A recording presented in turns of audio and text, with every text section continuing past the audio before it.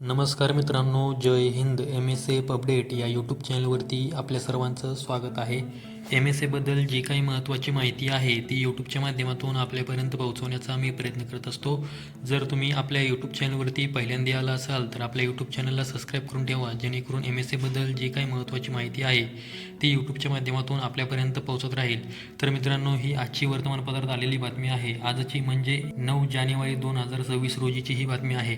तर तुम्ही यामध्ये पाहू शकता, न्यायालयांना सुरक्षा कवच, राज्यामध्ये 8,000पेक्षा अधिक मनुष्यबळ पुरवण्यासाठी हालचाली. त्याचबरोबर तुम्ही येथे खाली पाहू शकता की न्यायालयांसोबत न्यायाधीशांनाही संरक्षण, महाराष्ट्र सुरक्षा बलाकडून भरती सुरू, पोलीस भरतीच्या प्रतीक्षा यादीतील तरुणांना प्राधान्य.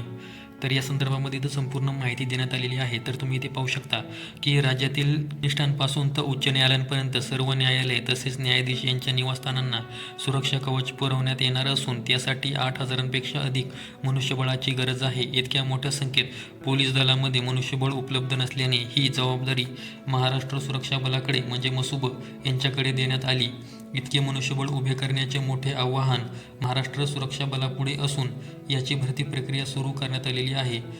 पोलीस भरती प्रतीक्षा यादीमध्ये असलेल्या उमेदवारांना प्रथम प्राधान्य दिले जात आहे. पोलीस बनण्याची इच्छा अधुरी राहिलेल्या महाराष्ट्राच्या कानाकोपऱ्यातील तरुणांनी यासाठी गर्दी केली आहे.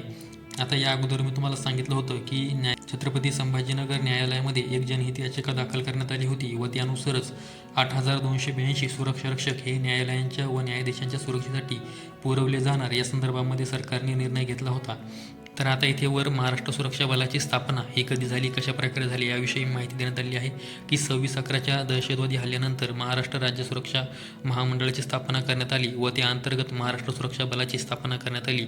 आता त्याचबरोबर जे वेटिंगचे उमेदवार आहेत त्या व्यतिरिक्त स्वतंत्र भरती प्रक्रिया सुरू व्हावी या संदर्भात देखील इथे माहिती दिलेली आहे. महाराष्ट्र सुरक्षा बलामध्ये कंत्राटी पद्धतीने जवानांची भरती केली जाते. काम तितके जोखमीचे असले तरीही पोलिसांच्या तुलनेमध्ये या जवानांना पगार कमी व इतर सोयीसुविधा तुटपुंजा असतात. त्यामुळे तात्पुरत्या स्वरूपामध्ये प्रतीक्षा यादीतील हे उमेदवार भरती होत असले तरीही पुन्हा पोलीस भरती निघाल्यास तिकडे वळतील. त्यामुळे महाराष्ट्र सुरक्षा बलाने स्वतंत्र भरती करावी अशी चर्चा जवानांमध्ये आहे. स्वतंत्र भरती प्रक्रिया संदर्भामध्ये अशा प्रकारची माहिती देण्यात आलेली आहे. तर मित्रांनो, महाराष्ट्र सुरक्षा बलामध्ये मोठ्या प्रमाणामध्ये जी भरती होत आहे तर ती न्यायालयांच्या सुरक्षेसाठी केली जात आहे. यावरून आपल्या लक्षात येतं. आता हा जो पेपरचा फोटो आहे तो मी आपल्या टेलिग्राम चॅनलवर देखील अपलोड केलेला आहे.